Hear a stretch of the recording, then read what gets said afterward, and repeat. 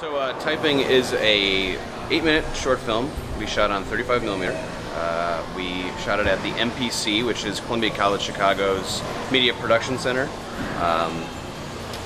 It's a story about two screenwriters at MGM in 1939 trying to write a story for Robert Montgomery that has sex, adventure, and a dog.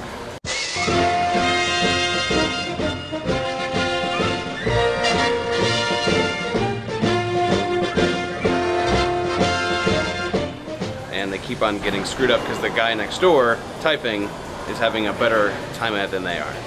And it's just a film about stereotypes and satire. It's a satire about racism and political correctness. For the funding, we ended up forming a not-for-profit company because we knew that short films aren't successful at necessarily making money in the for-profit kind of way. So we used that to solicit people and talk to people and say, hey, do you want to, instead of investing, do you want to donate? And it actually worked out very well for us. And we got a lot of people. We were able to get the whole film paid for. We don't owe any money right now, which is very lucky.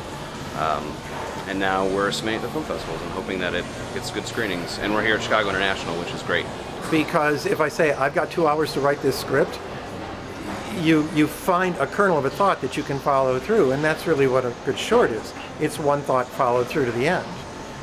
Most people, when they say, oh, I'm going to do a short script, they then think about it for weeks and think about it for weeks.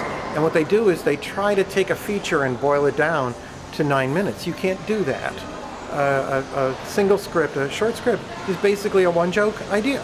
And so when you write them that quickly, you have no choice. You really do find that one kernel and just seize it and don't move any farther. And I think that was the strength in writing this. If I had taken this and stretched it out over a period of 7 or 8 days trying to write it, I would have come up with a much more complicated, much more confusing piece.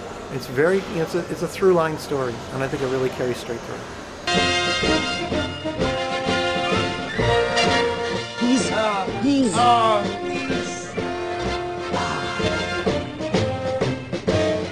And we got ourselves a picture!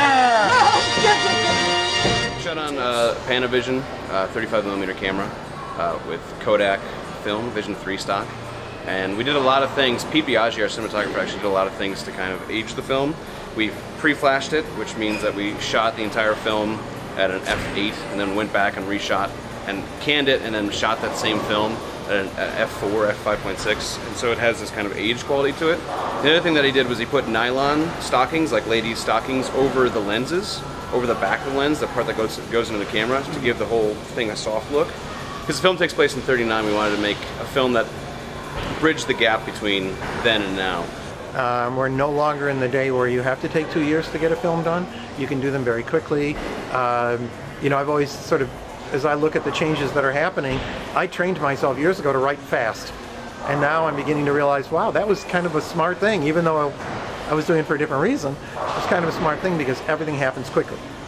I'm looking at the people who are coming up now, and the people who are the most aware of the new technology are the ones that are the most excited and the most ready to go.